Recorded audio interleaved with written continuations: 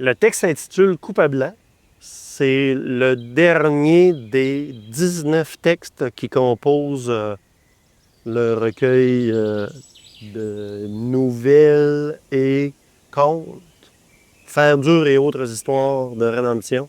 Je ne vais pas divulgacher, je crois, en disant que le défi dans ce texte-là, c'est d'avoir adopté le point de vue d'un arbre.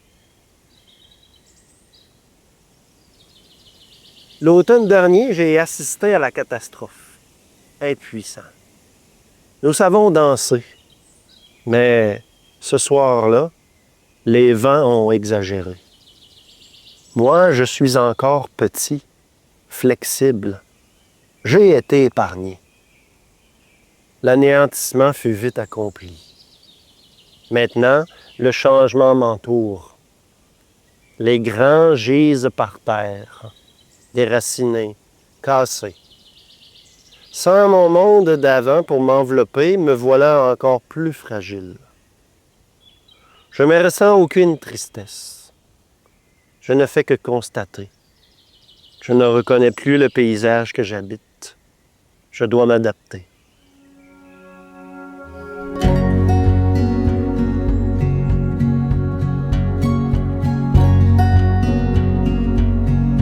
Bonjour, Philippe Garon, auteur. On se trouve à Bonaventure, dans le rang de Tivierge. Donc, quand est-ce que ça a commencé l'écriture? Je pense que ça a commencé très tôt. Quand j'étais petit, j'ai un souvenir, mes frères avaient enregistré les monologues d'Yvon Deschamps. Après avoir enregistré ça, ça a tourné en boucle dans la maison une bonne secousse. Puis je le savais pas, mais ça m'est rentré dedans.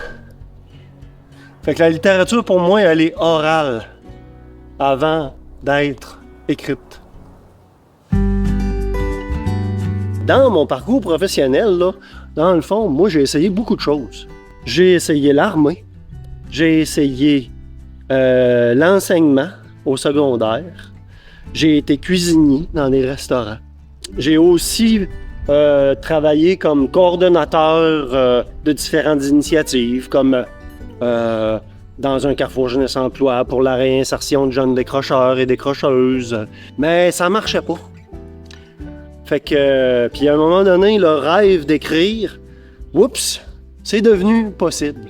Au travers de toutes ces expériences professionnelles-là, ben oui, j'écrivais. Avec l'aspiration de publier. Puis à un moment donné, il y a une maison d'édition qui nous a donné ma chance. Ça fait que ça a été vraiment là, je dirais, le début de vraiment, OK, ça se peut, ça se concrétise. C'est pas juste une lubie, c'est pas juste un fantasme, c'est possible. Puis ça fait 21 ans de tout ça, puis là, depuis, ben, je fais juste avancer à partir de cette première chance-là que j'ai eue du monde qui ont eu confiance en moi. La lenteur même, je sais l'accueillir, même quand le soleil brille, que tout semble se réveiller, s'exciter. La lumière s'adresse directement à moi. Elle m'assouplit, me dit quand m'habiller, sans me brusquer. Elle me donne son énergie. Je la transforme. Inutile de désirer, inutile de décider. Je n'ai pas besoin d'apprendre pour savoir. Je n'ai pas besoin de réfléchir pour comprendre. En moi, tout se passe autrement. La vérité m'habite. Boire, respirer. Mes actions correspondent exactement à ce que chaque moment exige. Simplement. Je ne rêve pas, je n'anticipe rien. Mais avec le temps, ma perspective change. Elle s'étend. Je ne connaissais pas ma mère jusqu'à récemment. Lors d'un brouillard, j'ai découvert qu'elle pourrit dans le flanc du carburant. Je me suis concentré sur elle, longtemps, sur les lichens qui la recouvrent, sur les petites bêtes qui l'absorbent. Divine. j'ai réalisé que nous ne mourrons pas, que l'immortalité se peut. Le squelette à mes pieds est complètement nettoyé maintenant. Celui qui s'en servait a abandonné tout ce qui l'animait. Mais le cycle continue, l'influe, autrement.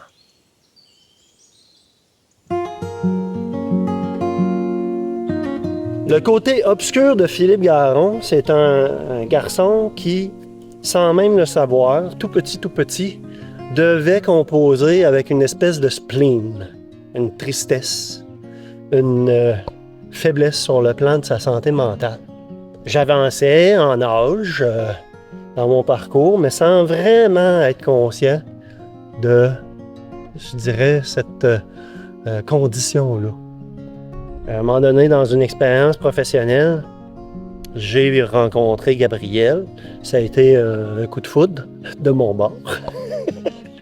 Je voulais faire ma vie avec Gabriel, ça fait que puis ça s'est fait, ça fait 21 ans qu'on est ensemble. On a eu un fils. Colin a maintenant 17 ans. Puis Colin, est-ce que c'est un peu à l'image de son père? Je ne le sais pas, mais Colin a un léger trouble du spectre de l'autisme. Ça fait que dans notre histoire familiale, il y a aussi le fait qu'on a dû composer avec ce défi-là. Donc moi, à un moment donné, j'ai fait une dépression. Ça a été difficile, mais en même temps, à ce moment-là, comme j'avais la chance d'être avec Gabriel m'a dit « Garde, Philippe, toi, ton affaire, c'est l'écriture.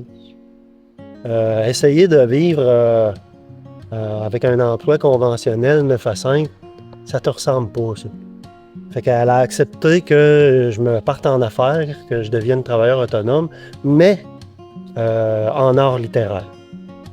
Fait que ça, c'est une grande chance que j'ai d'avoir une complice amoureuse comme ça. Puis ça a aussi un autre avantage, c'est que ça me rendait un petit peu plus disponible pour m'occuper de notre fils, parce que un trouble du spectre de l'autisme, ça demande quand même pas mal d'attention de la part des parents. Fait que, puis comme moi, je suis très heureux à réaliser des tâches plus domestiques à la maison, le ménage, le lavage, la cuisine. Gabriel fait très bien à manger, là, mais c'est une entente qu'on a prise, Gabriel et moi, que je fasse le jardin, le bois de chauffage. Donc, puis ça fait partie intégrante de ma vie. Puis il y en a, mettons, ils vont faire du diabète, s'ils sont insulinodépendants, ils vont accepter de prendre leur insuline. Moi, j'ai une condition de santé mentale plus anxieuse. Ça a été difficile, mais j'accepte de prendre la médication. Puis aussi, j'ai un accompagnement, parce que c'est pas tout, prendre des pilules. J'ai un accompagnement psychologique. Ça m'aide à mener une vie plus équilibrée. Puis, dans les responsabilités que je prends, c'est de me respecter, moi, en fonction de qui je suis. Puis ce que vous voyez là, ça fait partie de mon équilibre mental et physique. Jardiner, bûcher, prendre soin des animaux, ça, là, c'est pas juste par simplicité volontaire ou sobriété heureuse, là, appelons ça comme on veut, là, mais c'est aussi dans une quête d'équilibre.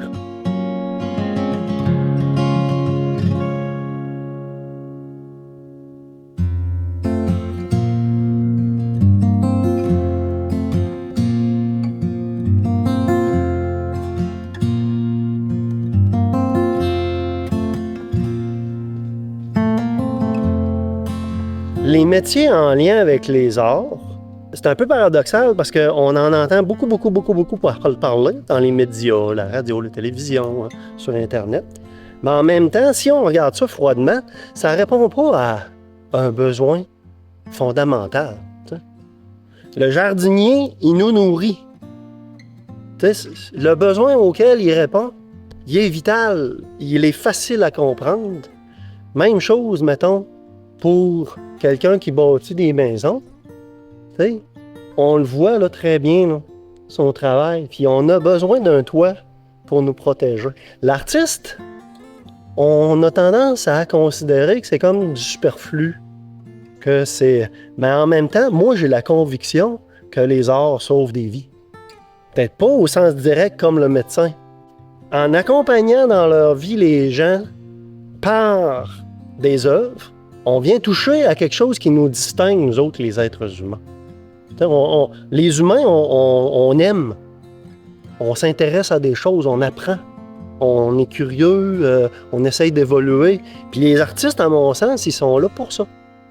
Ils sont là pour nous aider là-dedans. Fait que c'est un gros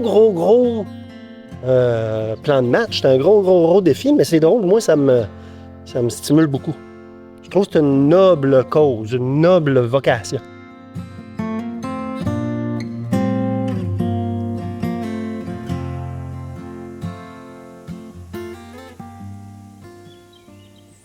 Nous n'avons pas besoin de corps pour voyager.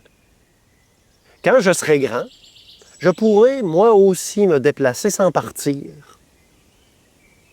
Les récits des anciens et de tout ce qui grouille évoquent la grandeur de notre empire, mais aussi sa précarité, les souffrances passées. C'est l'avenir. Avec une certaine confiance quand même, notre lenteur nous sauve.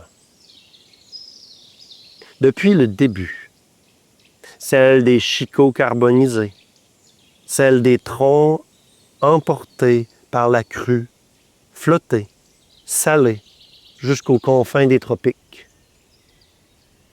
Celle de fibres nobles, apprivoisées par des habiles pour flatter certaines vanités, pour assouvir quelques folles furies. Notre patience nous sauve. Celle de nos rhizomes, de nos fruits. Entre nous, la méchanceté n'existe pas. Ça ne nous empêche pas de la connaître. Hier matin, ils sont arrivés, suivis par un goéland étrangement.